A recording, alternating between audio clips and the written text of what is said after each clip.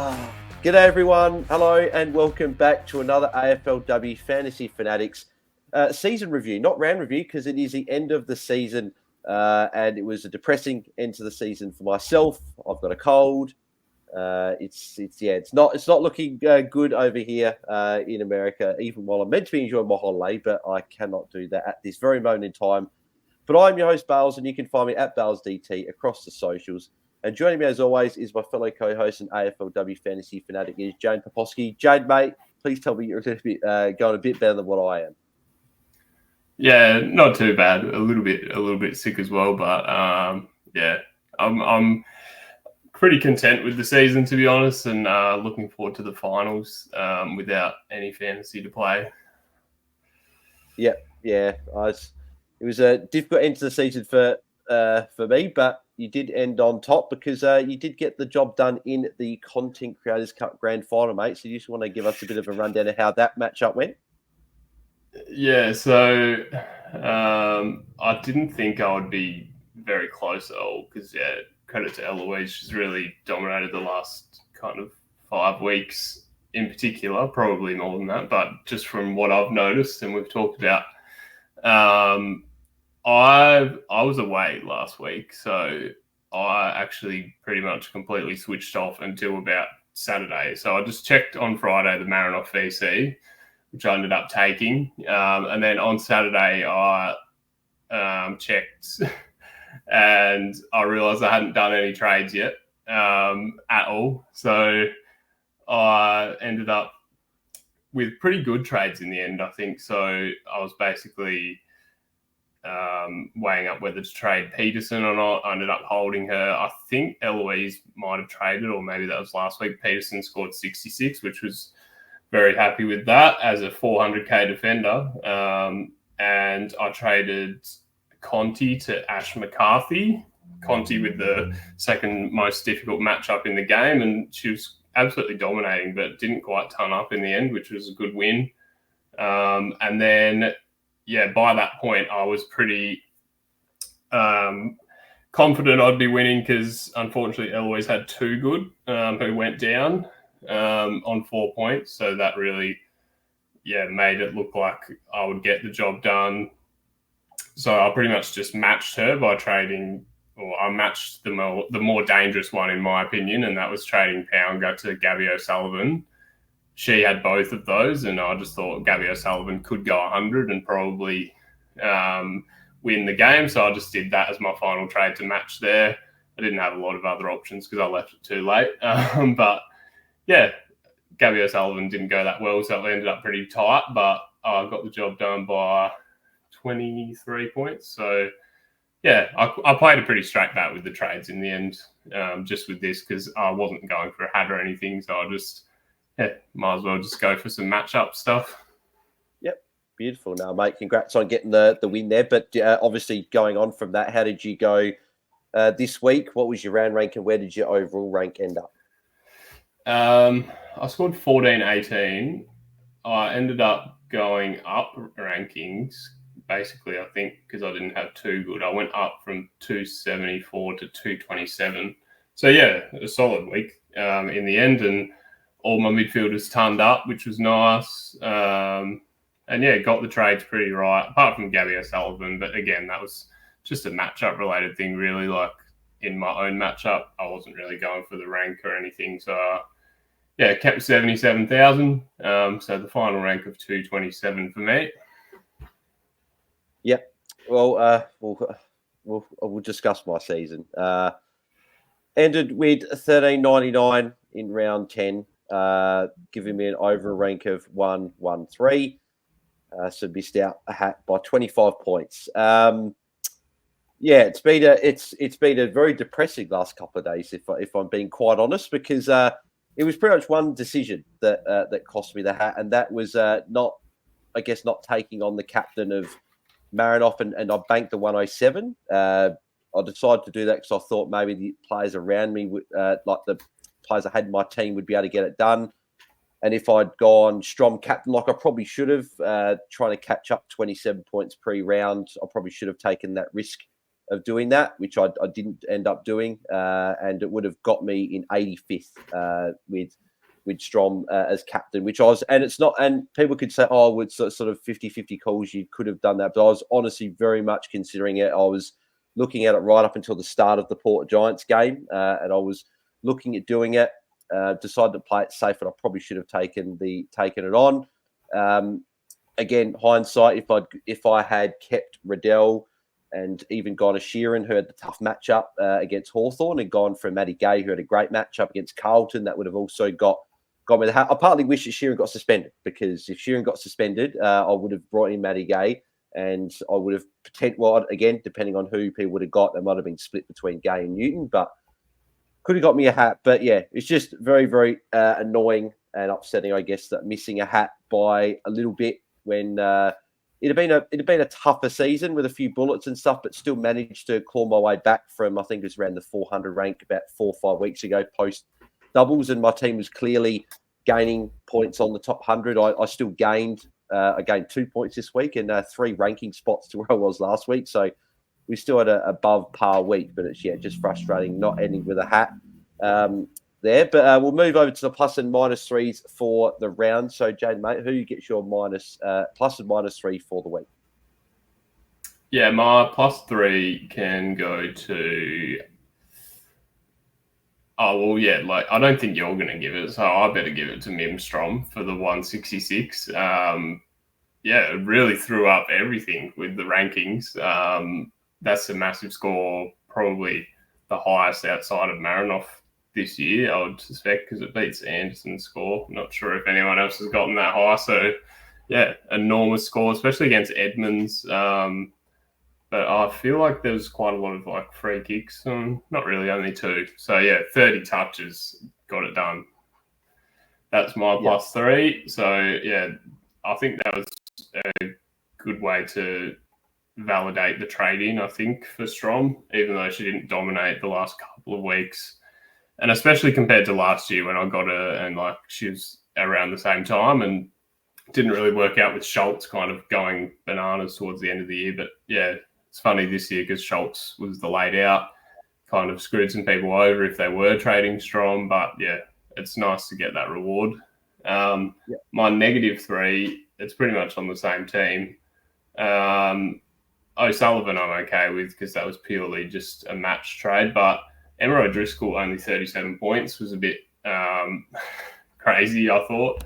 But, yeah, it was enough. It was enough in the end. But, yeah, I would have liked her to get maybe a 60 or something.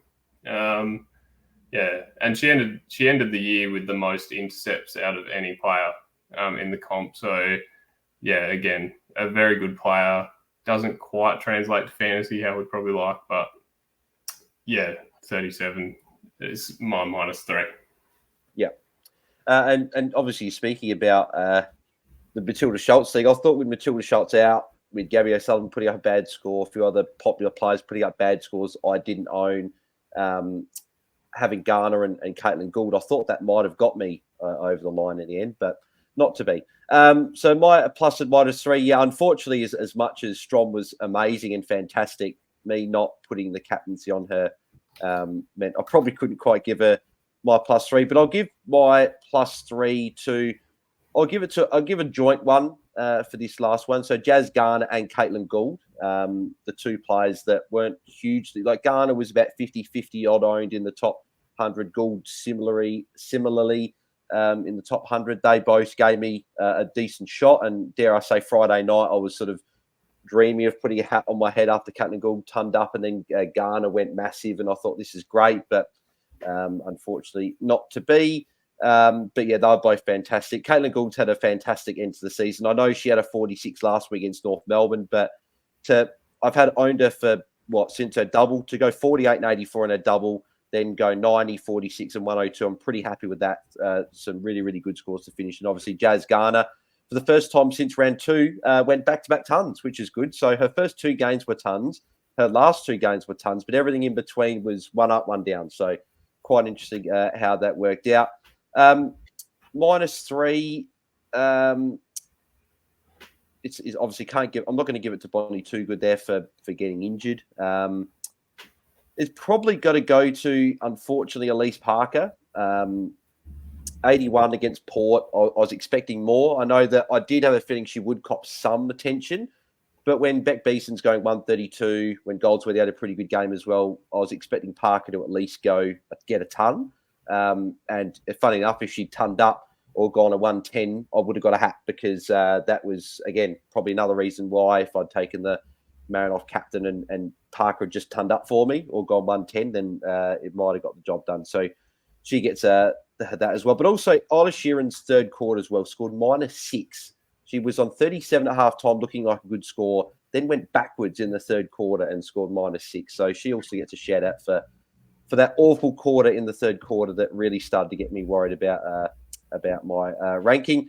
But we'll go to the AFLW Fantasy Fanatics Open League. So we had 25 people in the end in the top 100, which is really good to have a quarter of the people in the top 100. So really good to see a couple of familiar faces there as well. So obviously got Maddie Mottram coming in the top 15 overall, but also 12th in our Open League as well, which is really good. Actually, no, sorry, I've got the rankings. So he came 12th overall, sorry. And in our Open League, he came, let me have a look, just popping up here. He came second. So Sam got the, I can't see his team name. I don't have something. He came 9th overall. So congrats to him with a massive final week there, taking out the AFLW Fantasy Fanatics Open League. But Matty Mottram was there as well, as I said. Then looking here, obviously Jados from the Cousins AFL Fantasy podcast as well, coming in 9th in Open League. So congrats to him as well there. And yeah, so really good to have 25 coaches there. And then obviously as well, congrats to the overall winner, Carl's team, who ended up beating Brett's team, Kiwi 5, in the final round and took it out by 9 points. So I do feel for Brett's team there, but congrats to Carl for getting the job done there. Captain Mim Strom, so he took it on, which is really good. Probably what I should have done. Took it on. He had Beck Beeson in there as well. Some really strong scores there. Caitlin Gould. He did have Ash Maloney there, but everyone else pretty much did their job. Scored 1566, so a massive week there to take it out. So congrats to him on winning the Toyota Hilux, which is fantastic. So yeah, I thought we'll sort of recap the season and sort of go through our teams. Obviously, we don't have to worry about looking at any trade targets or anything like that. So, Jade, do you want to just go through, so your starting team, how many did you start with that you got in your current team now? How many did stay throughout the whole season? Yeah, so there's probably more than I thought, but yeah, Thomas, Slasher and Lulu Beatty survived in defence. I don't think there's any mids that survived because I was sidewaying them all. And Tripodi and Pounger and Ella K. Smith in the forward line. So maybe not as many as I thought, actually. But yeah, so 6 all up with 2 of them only warming the bench. Yeah. Yeah, so I had the same 2 defend. I had 2 of the 3 defenders you said. So Charlie Thomas and Ruby Slasher ended up staying for me for the whole season. Had Marinoff and Rowbottom were 2 of the players that stayed through my team for the whole season and didn't trade them out. And then the forward line, Michaela Pounger and Ella K. Smith were the 2 forwards. Michaela Pounger, pretty funny that she ended up staying for the whole season and ended up being pretty solid for that last few weeks. Well, last month, really, where she went 61, 38, 45, and 66. Well, she actually went 92 in her double. So really helpful having her there as well. So how many was that for you? Like, exact number? Because for me, it was 2, 3, 4, 5. I had 6. Yeah, I had 6 as well. Yeah, cool. So just sort of we'll recap, obviously, the first month of this, well, the first 3 weeks of the season, sort of what sort of any sort of bullets that you copped that you can remember and sort of how you thought you got off to the start of the season? Yeah, it's kind of hard because you can't see like the trades you did. But just from memory, I'd say like starting team was all right. I think probably better than most, but I really kind of undid that work when I traded Gabby O'Sullivan out. She in the round one just didn't have a role really, sitting in the back line, not doing much. So I ended up trading her to Casey Sheriff, who got injured straight away. And then I traded Sheriff to Huntington, who ended up being a late out on the Sunday. So, yeah, basically just used up trades that I really didn't need to. If I had Gabby O'Sullivan, I would have been getting some tons in that time. And she really took off, made a lot of money. So, yeah, that's kind of where it went wrong for me, because that kind of defined the rest of my season after that. Yeah. So, yes, but first sort of 3 weeks for me, unfortunately, had a couple of bullets. Obviously, Bonnie Too Good, we all had to start the season off, which wasn't great. But so the starting team was pretty good. I was happy with, like, Slisher obviously wasn't amazing to start, but I feel like as the season went on, she went really well. She didn't score below 58 from round 5 onwards, and that 58 was her only score below 66. So she was really, really good. For that last portion of the season, playing more in the midfield. So she was pretty good there. Goldrick obviously was really good. Going Kate Lutkins over Serene Watson was probably one that I regret. I guess that was probably falling into a bit of the I guess, not sheep mentality, but like everyone was going Kate Lutkins. So I thought, yeah, I've got to go Kate Lutkins. Whereas I probably could have gone the upside play and gone, well, Lutkins is basement. I can put her on the bench, put Serene Watson on the field. And if Lutkins is good, I can either put her on field or I can trade her in. I probably should have looked at that a little bit more. Midfield, I was happy with. The only obviously one disappointing was Ellie Blackburn. That was the first bullet. I had a double a midfield on their double in round 4, already ruled out in round 3.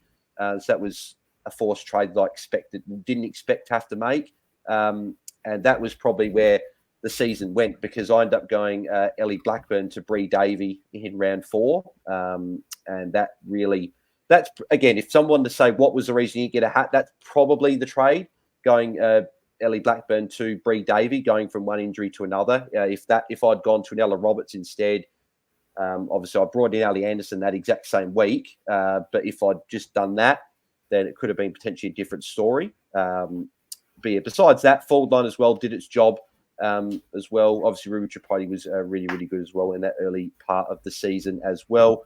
And then Jess Hosky was the other one who had a really good game, first game in a double game week, and then was ruled out in the second, and she was ended up ruled out for a month. And I remember we heard about that from her sister Sarah on the commentary on the Sunday after she didn't. So, sister Sarah's going to be ruled out for 4 weeks with a quad injury. It's like, well, brilliant. That's fantastic. So yeah, that wasn't too great. So, Jane, obviously you can look at your overall rank there. What overall rank did you have heading into the double games? Because I had a rank of 409 before round 4. Yeah, after round 3, pretty much stuffed up, traded in an injury, traded in a donut, and I also loaded up on the doubles. I think I had like 6 or 7 before the round, and none of them really fired. So I was 2,220th, which was terrible. Yeah, so I was at 409th heading into the doubles, and I loaded up a lot on that round 4 double, which, again, hindsight would have been better if I'd loaded up on the round 5 instead. So instead of going a Bree Davey, maybe going keeping a Mon Conti instead of trading her out like I did, even getting an Ash Riddell in a bit earlier as well. So probably looking at a few things there as well. So how did the double game weeks go for you? What were your round ranks through those double game weeks, and where did you end up post the double game weeks? So yeah, I'd say that being over 2,000 in the rankings meant it pretty much defined my strategy, and it would just be to just go sideways every single week to gain up on the points and hope that I can do things fancy with the money at the end of the year, not be too worried. I loved that I did that, and if we did it again, I would do it again, 100%. Basically, trading out Marinoff to afford whatever I needed was, like people would look at that and go, oh, why would you do that? She scored a 172 in the last week of the doubles before I got it back. And yeah, I'm sitting here now thinking, well, yeah, it didn't work out, but I'll do it again every single time. Purely because, in 2 weeks, I went from 2,000th back to 300th. And I pretty much got to the rank that I finished just from the time of the doubles. So I would do it again. I'd say with Marinoff in particular, that was literally the best case scenario for anyone who held Marinoff. Like, she scored incredibly well, massive, and that's the best case scenario for them and kind of the worst case scenario for me, but I still did really well. So I would say, like, if I'm looking back, I'm saying, okay, well, if she doesn't have the best case scenario, then I've actually won a bit. So I would say I would do that every time again. So pretty much everything you said, all I could think of was the cherry to sweet trade for me in men's fantasy this year. Is that in round 6, 7, whenever that trade was, going a guy that was a mid-price and never sort of going to be a season-long keeper, going down to a number one ruck that has got the solo ruck with Soldo being injured. He'd scored the 96. You bank that 96. You take the cash gen, and then you move that cash into the midfield and go and get a Caleb Sarong who had been in amazing form. But then the following week, Sweet gets COVID, and then Cherry goes on to be essentially the best player in the comp for the last probably 2-3 months of the season, and then not getting him back until round 19, 20 when he'd already put up some massive scores. That's another sort of big thing there. And that reminds me of this, that was the worst case scenario where Sweet gets COVID, doesn't work out, and Cherry, best case scenario is essentially the number one scoring player pretty much on the run home. Pretty much reminds me of the Marinoff trade, where Marinoff, not only was she the number one scorer, but she was on historic pace and averaged, it had some massive scores. So I definitely feel your pain there. I obviously experienced that. Yeah, I think I don't really feel pain from that. I think there's a big difference between your situation where you had the worst case scenario happen to you, and that feels a lot different to having the best case scenario not happen to you. So I did perfectly fine. It's just that everyone else got that best case scenario and I didn't. But in your situation, you feel really bad because you were the one who got the worst case and everyone else just kind of got that pretty standard. So that's part of my reasoning why I don't regret it and I'll do it again. Because I'd probably do that trade again in men's fantasy as well. But you're still talking about it now, so you're regretting. But I'm happy with Marinoff. I'm happy. I don't let crap like this go. I've messaged people about not getting a hat and saying how I'm absolutely gutted, and then people messaging me saying like it's all good, hang in there, and I very much appreciate them saying that, and then they say it'd be a good season, but also I'm that sort of person that just goes if I'd just done the one move, I'd have a hat. And who would have thought I'd care this much about having a hat? I'm wearing a hat right now, Game Day Squad. Thanks for the hat, and I've got a hat chat hat here as well. But it's just quite funny how it works. Yeah, it's just retail $30 probably. You could go and get one. Exactly. Pretty simple, really. Yeah, coming from a hat owner. maybe whoever finished 85th, I can just message them and just say, I'll give you $50 for your hat, because that's the hat I would have had if I'd done the captain call. But anyway, what were your sort of round ranks in the double game weeks? So first up, 693. Are you talking about my overall rank progression or just I was interested to see what your round ranks were for each of the double game weeks. Yes, so I had 693, 254, 1329, and 481. So the 1329 was obviously when Marinoff went 170. But yeah, the other ones were pretty good considering they were all significantly lower than the rank I started at. Yeah. Did you have Bree Davey as well? No. Okay, Dave. So okay. Cool. I already had Anderson. I already had Anderson before that, but I got Benici, who ended up injured as well. So I still had to trade. Yeah, like the Blackburn one as well, just before the double game week got injured. But yeah, so my round rank side at 906 with Bree Davey, then 1099. Obviously, that was with no Conti and no Riddell. But then 1838 as well in round 6. And then round 7 had 233. So the double game weeks didn't quite go to plan for me. A few injuries, a few bullets. Like Katie Brennan as well, didn't play her second game of her double. So it was stuff like that, I think, that did cost me. And the first 3 weeks, the doubles were bad, which meant that I end up sitting at 401. And I did a pretty steady rank throughout then. Like it was like 350, then went to 357, then 401, and then 213 heading out of the double. So I was at 213. What was your overall rank post the final double game week? So after week 7, I was ranked 244, which is just lower than what I finished, I think. Yeah. Yep. Yeah, cool. And then the final 3 weeks, how did they sort of pan out for you?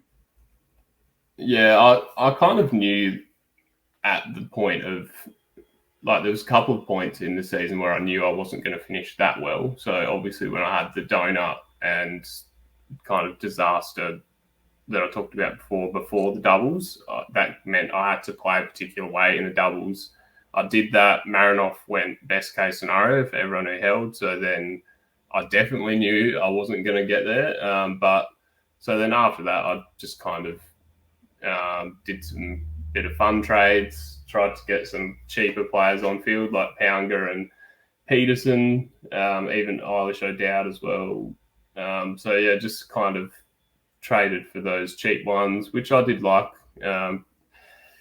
You could find some decent value in AFLW, I think, because the roles are pretty important. So you're not going to have players that are scoring massive points in random roles. Like you can pretty much just pick the role and just go, okay, yeah, I want a bit of that. And for someone like Pounger, just that little bit of midfield time, she wouldn't score without it. So getting that little bit helps, and you can just chuck her at F5, stuff like that. I did like that part of it, and I'd probably say I want to do that a bit more next year, like try and get some of those mid-price cheap players, because I'd say I got it right this year with Gabby O'Sullivan, but then I just traded her out before she went well. So things like that I think can work out in your favour if you can just notice the types of roles that are important. Yeah, exactly. In terms of the last 3 weeks for me, so I didn't actually mention, so my worst rank for the season was in round 2, where I was 502nd. So I was pretty much top 500 the whole season, which I guess is good. I'll take it, seeing a couple of bullets on the way. I was able to still keep a decent enough rank, but it was out to 401 post round 6. So at that point, I was getting a bit worried, thinking, okay, I've got to really get going. But then we went to obviously 213 with a good round 7, then up to 157 in round 8, 116 in round 9. So just continually sort of gaining rank, and sort of it was good to see that the team had clearly come out of the double game weeks pretty good. I'd sort of made it a point to get players on the double, but also improve the team, which I think I did end up doing, obviously just with a couple of bullets. We had obviously some good round ranks for the last 4 weeks. So we had a round rank of 233, 276, 76 in round 9. And then the final week, I don't actually have my round rank up here, but I think it was like 600 or 700, I believe was from the email that I got from AFLW Fantasy. So a decent last few weeks, but unfortunately, obviously, as I mentioned, not quite what we're hoping for in the end, but still a pretty solid enough season. Nonetheless, at 113. But no, so it's time, I think, we'll give a couple of awards out to a few things. So we'll do the awards we'll give out, I guess, will just be MVP of the year. Then we'll go through line by line and we'll give a full season MVP, defender MVP, midfield MVP, ruck MVP, forward MVP, and then we'll probably give our rookie of the year, and probably mid-price of the year, I guess, will probably be what we'll do as well. So we'll start off with rookie of the year. So who are you giving your rookie of the year award to? And I guess probably to say that sub 400k starting player. Yeah, I think it's down to 2 options for me, but I only owned one of them, so I'm going to give it to Ruby Tripodi for me, and finished off the year with a 76 as well. So that just really makes it look great on paper. 702 total points for the year, and started at 379,000 as a forward was really a gift. And yeah, there were times where the role / time on ground wasn't amazing, but it's good enough in the forward line, and an excellent keeper. Yeah, agree. I'm going to give it to Rouge Prady as well. That was the player I had in mind. She, as you mentioned, being under 400k and then still, even though the forward line was, again, not a huge amount of great options, but still to be able to, for a lot of people, keep her for the whole season. I know a couple of us, myself included, trading her out a couple of weeks ago. There's a bit of a pod. Didn't probably quite work out to probably what I would have liked, but she was a fantastic starting pick, and glad to have had her there. So who was the other one you're actually going to say? Because you said there were two, but I guess Rouge Pro was the one that I thought of. Who was the other one you were thinking of? Yeah, there's probably technically three, because Eilish O'Dowd went up 600k in the end. Yeah. It is difficult though in the ruck spot, because like you would start Mims from there if you had your time again. So I didn't think of O'Dowd straight away, but yeah, I was thinking of Guirin starting at 361 and scored 964 for the year. That's really an amazing year. And if she had like forward status, then she's probably like F1, like rookie of the year, like crazy. But yeah, midfield only makes it a little bit more tricky. Yeah. So, and yeah, like over in Bolter where she did have forward status, it was just one of those picks that like you were just stoked that you just found her in your team, and you're like, oh my goodness, I own her already, pretty much. So yeah, that was the other one. Yeah, no, good shout with Eilish O'Dowd there as well. Mid price of the year, who are you giving that to? So the way I'm doing this is I've literally just solved for the optimal starting team, and I haven't done any like emergencies or anything. Like Kate Hoare is in the team and she didn't even play a game. Sheeran was in there at one point. She missed the first 2 games. But you can win. You can win the whole comp with this team by about 200 points without touching it all year. So someone could have started this, logged off, gone on holiday, came back now, and guess what? You've won a Hilux. But yeah, in this team, I think the most important player is probably Maddie Gay, 905 points, D1 for the year at 644,000. Yeah, it's very, very hard to go past Maddie Gay, and I'm giving it to her as well. She was just fantastic, and I again thought about starting her and even a Chelsea Randall in my starting side, but opted not to. Again, probably could have taken the sort of the advice I'd given myself in the men's fantasy. Didn't quite do it too much to the women's in terms of backing myself in and sort of going for the value plays. So I probably fell away. That's probably another thing. It probably cost me a tiny bit this year as well. Probably asking too many people again for advice in the Discord chat. A lot of people would know that. I probably had to go back to what I was doing during the men's fantasy season, just backing myself in and doing that. So Maddie Gay was definitely one that I was very keen on starting and didn't end up doing it. And then Chelsea as well. Maddie Gay gets mid-price here, but also shout out to Serene Watson and Sinead Goldrick as well. Funny enough, all defenders here that were all really good starting picks. Serene Watson was just over 400k and Sinead Goldrick was just over 600k, but both proving really good picks. Obviously, Goldrick missing the last round, but was very, very good for a lot of the season. And Serene Watson was a season-long hold for those people as well. I looked at her post-round one, even though she got a 39 or something like that, and probably could have gone there instead. But it is what it is. So now we'll go through the line-by-line sort of MVPs here, and then we'll finish off with our actual season-long MVP. So defender MVP, who are you giving that to? It's Maddie Gay again. Just very clearly D1, considering Sheeran didn't play 2 of the games as well. But yeah, shout out to Newton. She was the player for me where I kind of wanted, but didn't really hear her name, so didn't go there. But yeah, a great player and pretty good year at D2 for total. So yeah. Yeah. It's again, I've got to agree. The fact that she averaged over 3 points more than the next best defender, and then she averaged nearly 7 points more than the third best defender. So she was clearly the best defender. Obviously, had the ceiling as well. Obviously, shown by the 200s in the last 3 weeks with a 106 against North and a 124 against Carlton as well. So she will also get it for me. But shout out to Gabby Newton as well, who is really consistent over the season.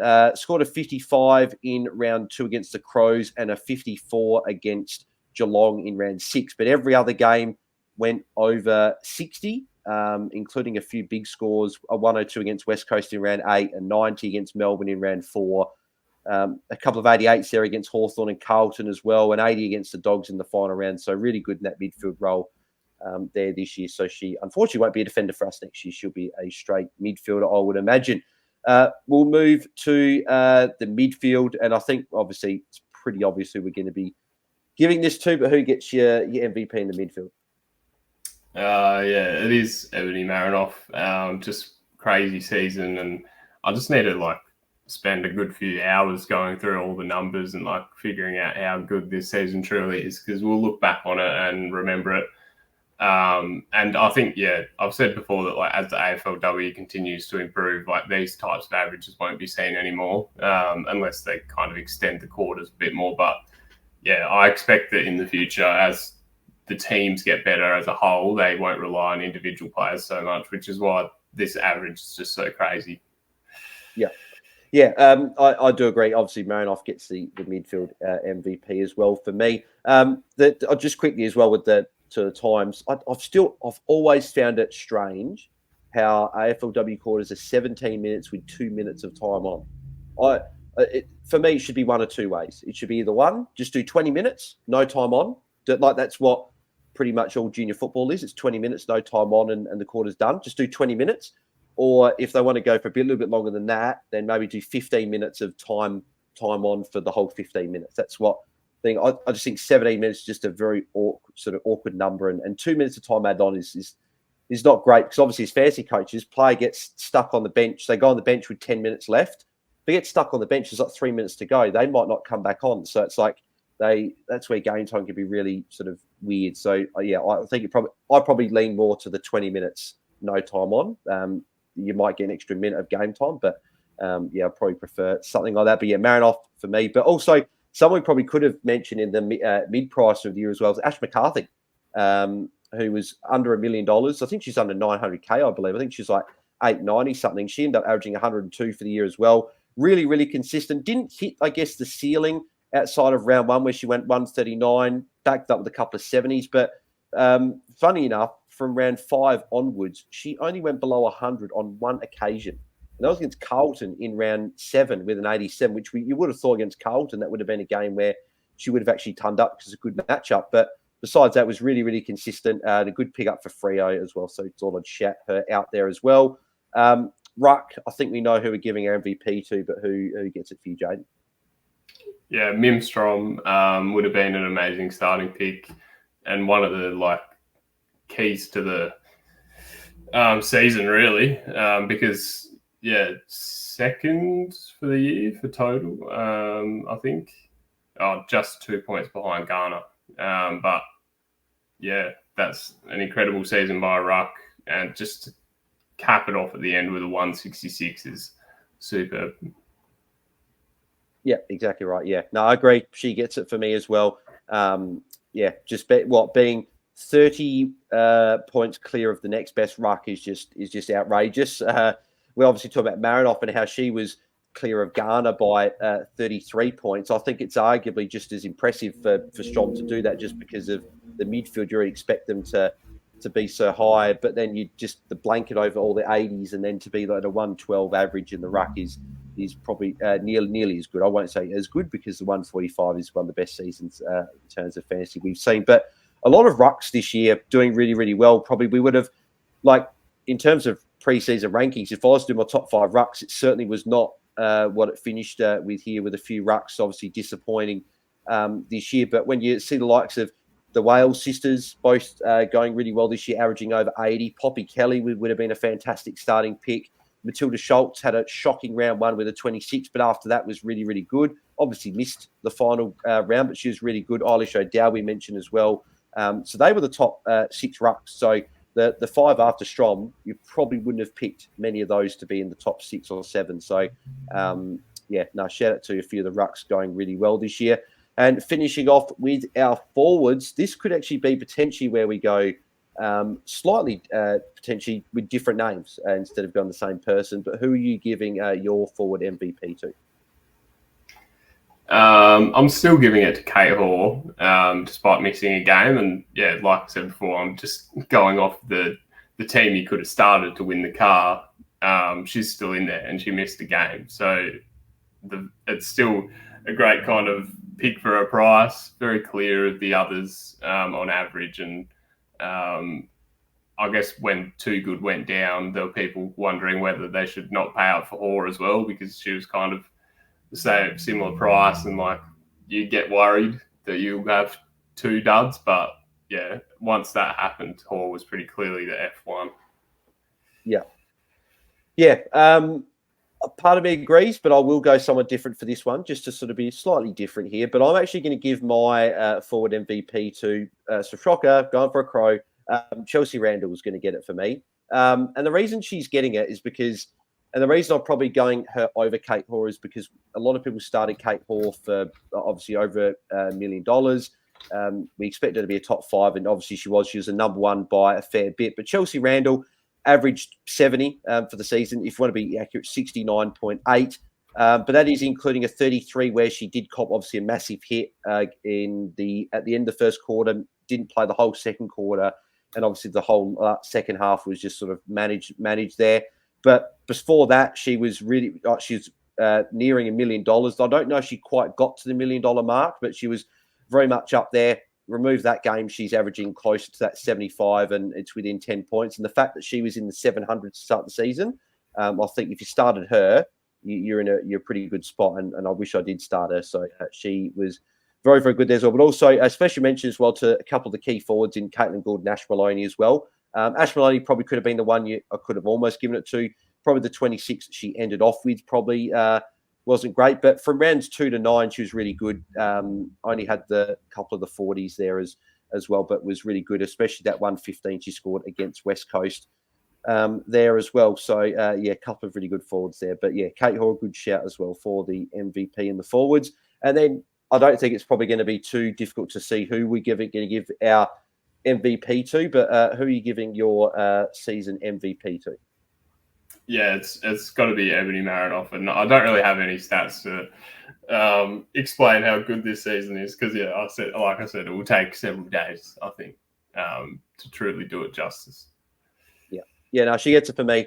She obviously won the MVP vote, a number of times as well throughout the season, which is crazy. So she was just the 4th highest scorer of the season, in a week, in any given week. She's pretty much in it every week. So I had to tag Noffy in it. So she probably got annoyed near the end of the season. We tag her every week in these votes. But no, she obviously had a fantastic season. But there will be votes on my Instagram at BailsDT, probably by the time you guys have listened to this. So they'll be up Wednesday morning. People will be listening to this Wednesday afternoon. So make sure you head over to at BailsDT.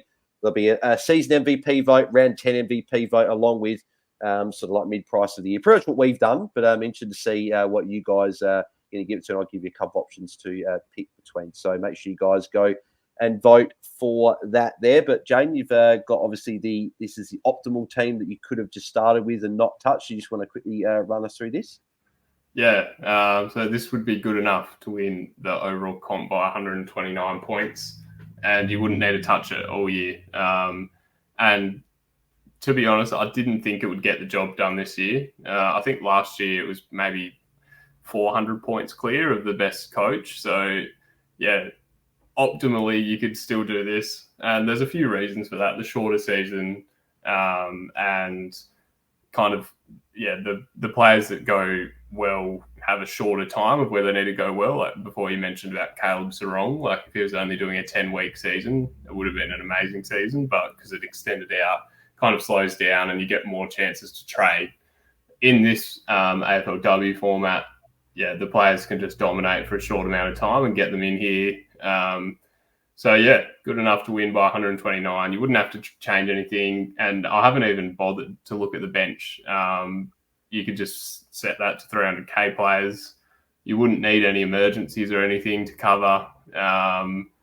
Even though Kate Hall's here, it wouldn't have mattered. You'd still win, even with the donut. So there could be a more optimal solution. You could include Sheeran with Dana Finn as cover. So things like that. But this is good enough. So you wouldn't need to worry.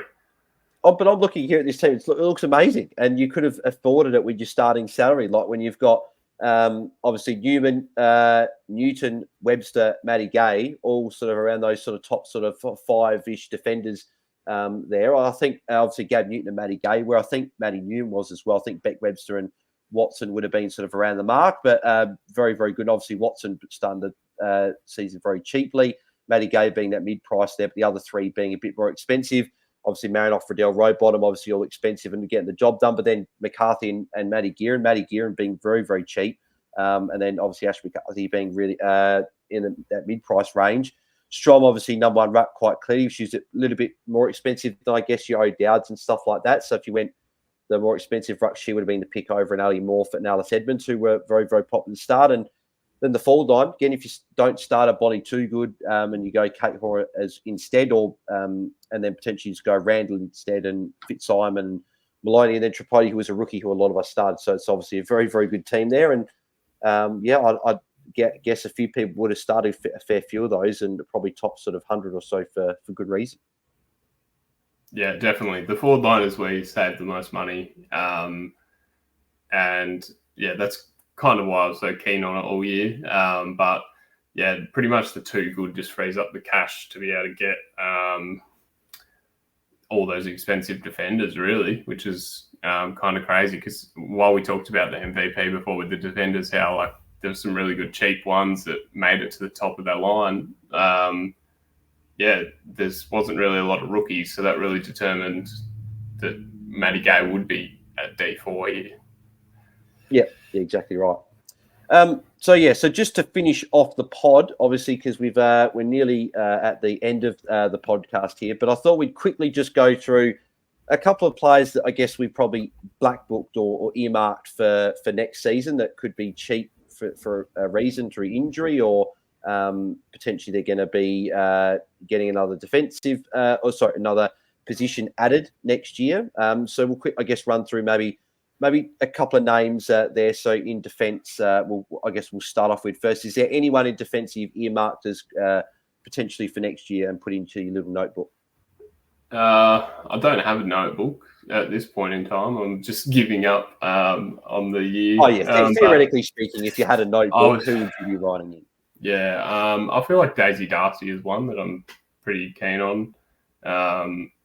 Just with a couple of, or not a couple, it was like every week, the injury stuff going on. So, yeah, she could be one that I'll start next year and kind of one that hopefully starts the season. Yeah, one that I regretted not having. But, yeah, she might not make it back in time, especially if they change when the season starts next year. But we don't really know that. It would be tough coming off that long-term injury, but yeah, could be some value. I don't really have a heap of others just off the top of my head.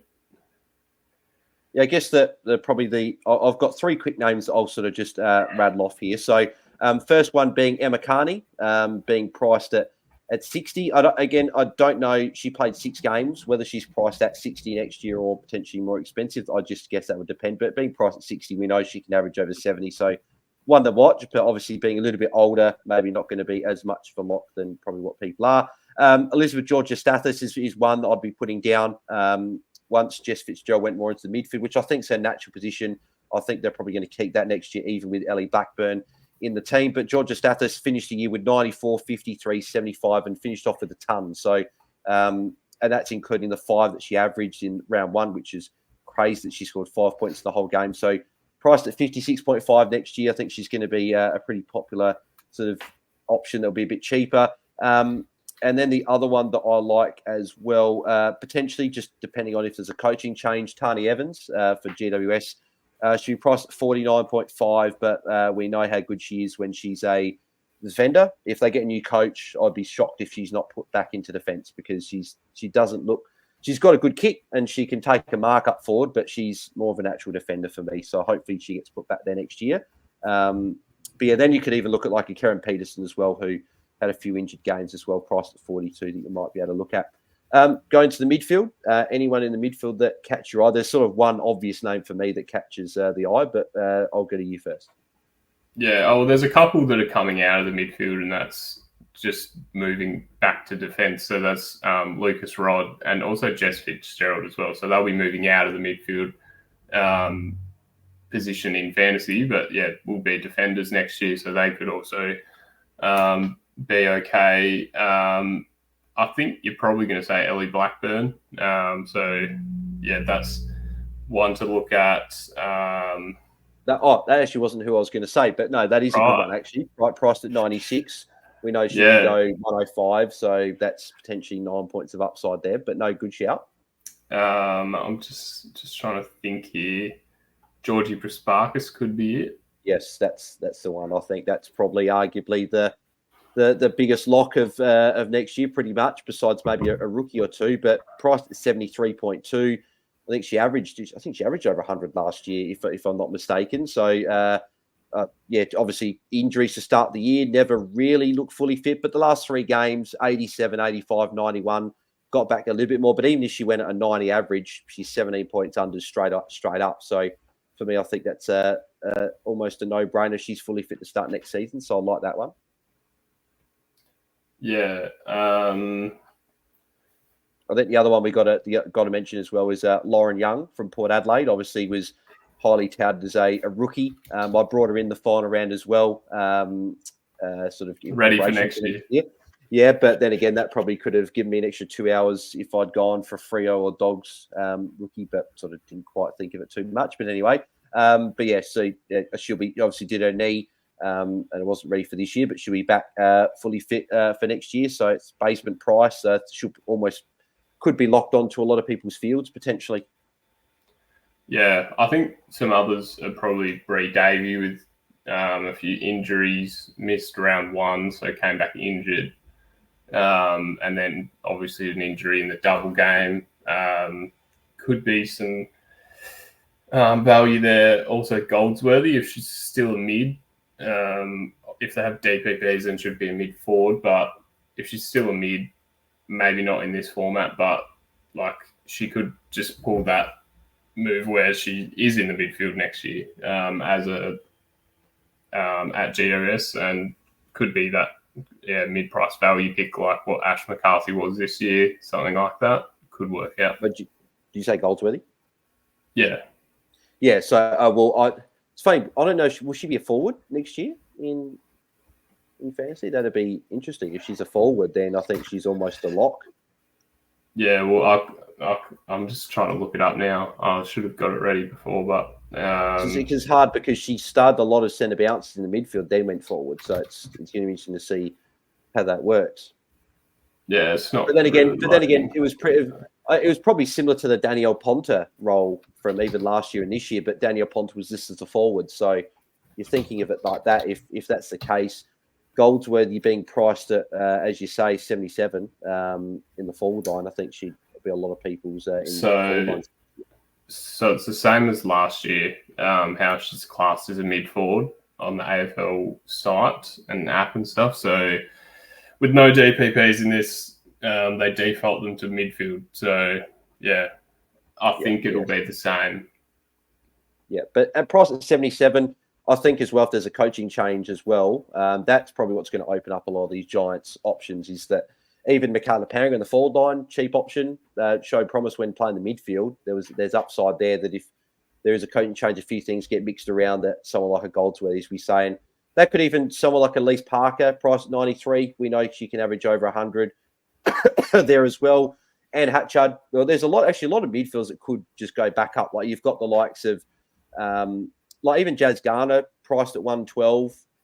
like she had a lot of games where North were up by a substantial amount and was rested. So that average probably didn't quite reflect how well she played. She probably had a minimum sort of 118 sort of average year. So could be a little bit of sort of meat on the bone there. And if people don't start Marinoff priced at 145 next year, maybe you go Garner at M1 there. But then you got likes of like a Gardner priced at 101. We know she got more upside. I think with a few people fit next year, ready to go, she could be someone that we look at. And Hatchard priced at 96. We know, again, she's over 100 player, so she could be someone we look at. Monconti, same thing, priced at 96, had a bit of a down year in terms of the marks and tackles, but in terms of influence, still had the same sort of thing. Ellie Blackburn, we mentioned before as well. Elise Parker. Ella Roberts is going to be someone that we're going to be talking about for pretty much every year, priced at 92. She, again, next year could be the year that she goes 100 plus and really breaks out in terms of fantasy-wise as a premium midfielder for us. Sophia Hurley priced 86. Does she take the step up? Britt Bonici priced 86 as well. So there's a lot of players that might have a little bit of upside there to see. Even like someone like a Jazz Fleming, who we saw bits and pieces of back end of the year perform really well. And then we did mention Georgie Prasparkas, but Amy McDonald's probably got to be someone we've got to say as well. A couple of injuries this year as well. Managed back, priced at 72.6. We know that she can go well over 90. So she could be someone there as well. Maybe even like a Liv Purcell as well, priced at 71. So a few names there. Any rucks at all that have sort of taken your fancy in terms of cheaper for next year?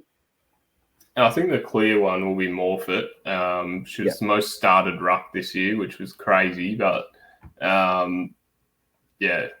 only 3 games. So I think that's enough for a discount. I'm not sure how it works in this. But, yeah, and obviously only 3 scores around 60 with low time on ground.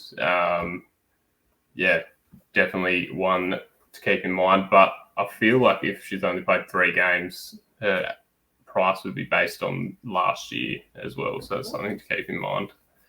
Yeah, so I guess just depends what her price is. She's priced on this year. It's bargain and probably going to be the most started ruck. But if it's not, then might be a conversation. But again, she should be discounted on what she did the year before anyway. So it could potentially be something that we look at.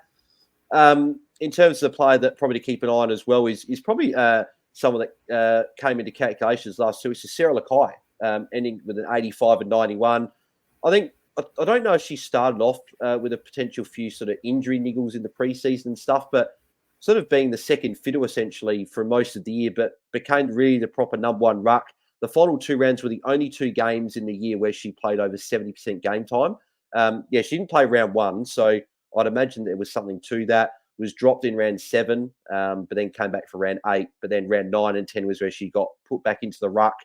So I think that she could be someone priced at 49.8. I think there could be 20 points of upside easily with her. So someone to look at. Alice Edmonds, another one, only 68 average. Maybe she goes back up next year. And Matilda Schultz as well, obviously showed signs this year of a breakout. So again, 3rd-year breakout next year, priced at 72. She could end up taking that next step again and average over 80 and be one of those real premium rucks for us. And finally, we'll just end off with the forwards there as well. So any sort of, I think the obvious one, Bonnie Toogood, with a couple of injuries this year. She'll be someone I think you'll be looking at, Jaiden.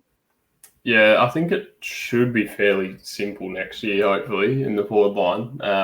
Because Toogood, she's played 6 games, not all 6, but she's played 6. So I'm assuming her average will come from this year, which is only 38.7.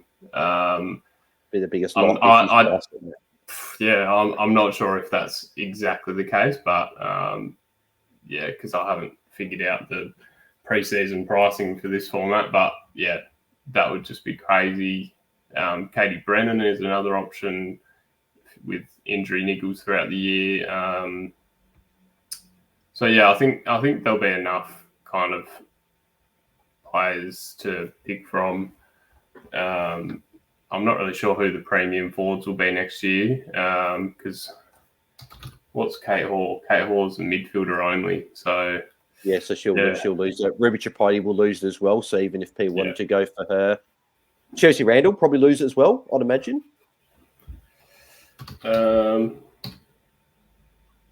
Yeah, I think the last time I checked, she was a defender, but I'm not sure if that's correct or not.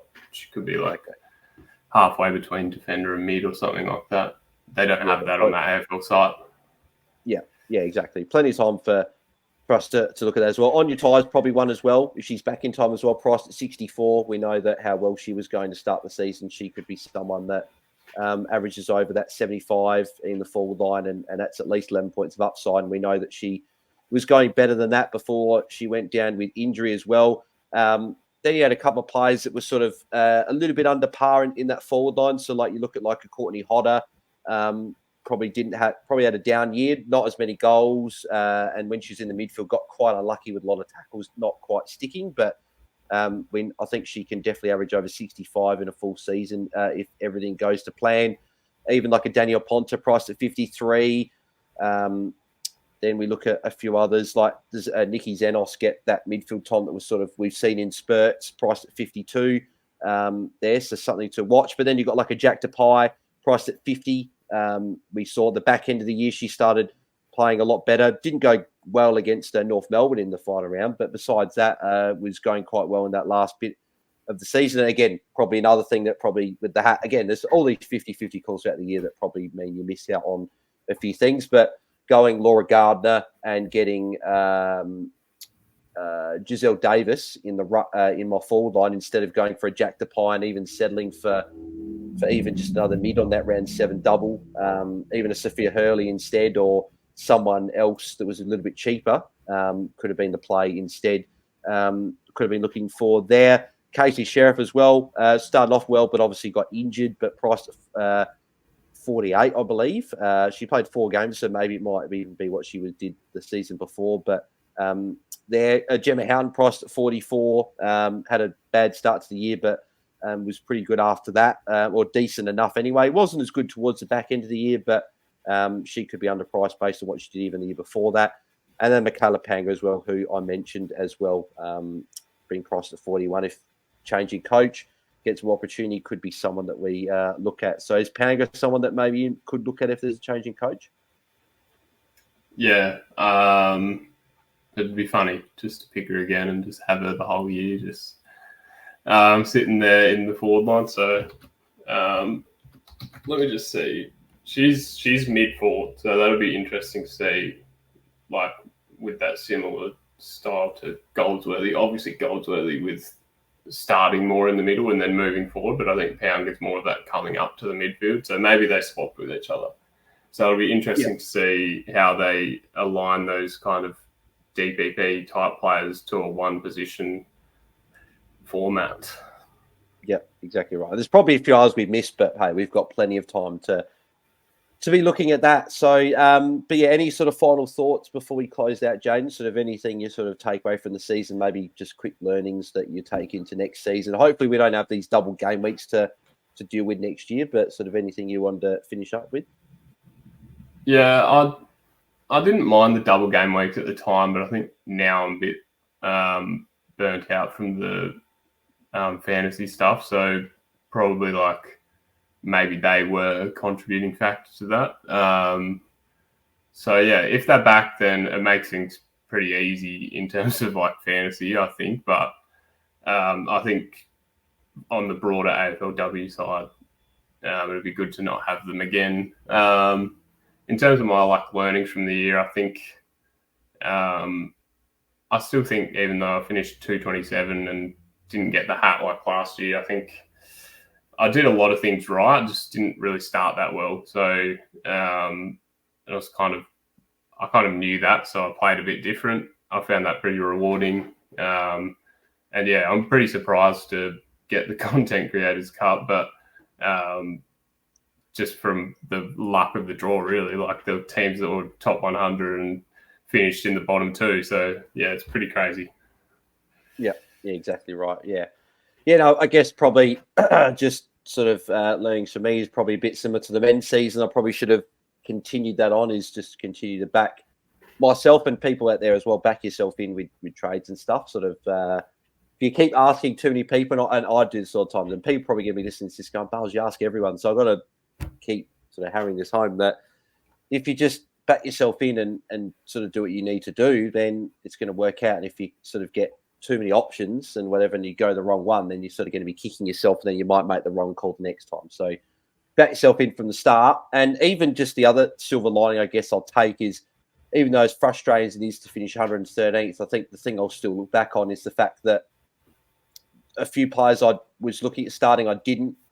A few injuries copped that not everyone copped. So like too good, a lot of people copped. But Elliot Blackburn was very unique. That ended up being a forced trade. Reed Davey was unique, being a forced trade. And the fact I still finished 113th, I'll still take that. Katie Brent, Jess Hoskin, the other two as well, that weren't hugely popular, but still only played the one game in their doubles. So a few things like that. Like even one decision different probably gets me a hat. So I'll take that into the men's season. And obviously people sort of go, oh, you sort of can't do well if you cop an injury early in the game, but I copped 3 throughout the year, 2 good twice and Reed Davey, and I was still able to finish 113th. So even if I didn't own one of those, that's a hat. And so just show people out there as well that you still can get a decent rank. And there were people as well that had 2 good and Reed Davey that still finished top 100. So definitely something that you can take into next season as well. That'll do us for the season. But Jaiden, mate, obviously, thank you very much for jumping on for the full season for us. I'm sure we'll be hearing even more from you with us at some point during the men's season when it kicks off next year as well. But obviously, we got a little bit of a break from that. But mate, thank you very much for jumping on and being the co-host throughout the season as well. It's very much appreciated, mate. Yeah, thanks, Bails. Thanks for having me. And yeah, you might hear me on next year as well. So I'm keen for that. Thanks to everyone who used the site and stuff like that. It was good to get more people using that, and I think it kind of cost us in the end. But it was good to get that going compared to just having a spreadsheet last year. So thanks to everyone that used that and have supported that. I really appreciate it, and hopefully it meant you now have a hat. Yeah, exactly. I don't. Sorry. And also thanks to Mitch as well, who jumped on a fair few times to start the season. Obviously, his schedule got quite hectic with the basketball starting, which was always what we thought. So we thought we'd get him on for the start of the season for a few times. But thanks to him for jumping on for the first few weeks as well. I thought I'd also give a big shout out to the legends at Free Kick. So obviously Liam, Jono, Mel, and Will, and obviously extra sort of shout out to Liam as well, and then Jono a couple of times for jumping on with us throughout the season on a few of our pre-lockout chats as well. That's obviously very much appreciated to get all their thoughts and insight and all the work that they do. Obviously with their own pod and being the official AFLW Fantasy podcast, is very much appreciated to them. So thank you for a great season for them as well. So. But yeah, Jaiden, for the final time, where can the people find you across socials and the website? Yeah, I guess you can find the site at statsbyjaiden.com.au. So that'll still be up. I'll do a final kind of update with all the stats. So if you're doing some preseason stuff, a bit early, but hopefully I can get some things up there for you. Yeah, exactly right. And I'm sure that people can start, even if they want to start doing preseason research for the men's as well. I'm sure that's up there on the site, correct? Yeah, I need to kind of download everything and save it and then upload it. So might be a little bit of time, but I'll figure it out, and there'll definitely be stuff up there. Oh, that's all good. Only the sickos like me have got our team sorted for the men's fantasy already. But looking forward to that. But you can find me at Bails DT. You can find us at AFL Fantasy. Well, and this is the first time all year I'm actually going to have a little bit of a break. Got about a month or so off.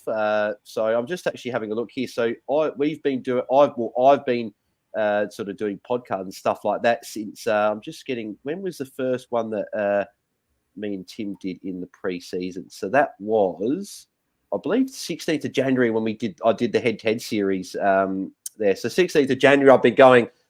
Since then, doing podcasts almost daily. But no, I love what I do, and I do appreciate all the support with people's comments and stuff. It is very much appreciated. I love doing this. So I'll have a little bit of a month off, but we might be doing some Big Bash content potentially. If people want to get around Big Bash, let me know in the comments on YouTube and stuff like that. If you're keen to see that happen, I'd be happy to maybe do some do some things for that.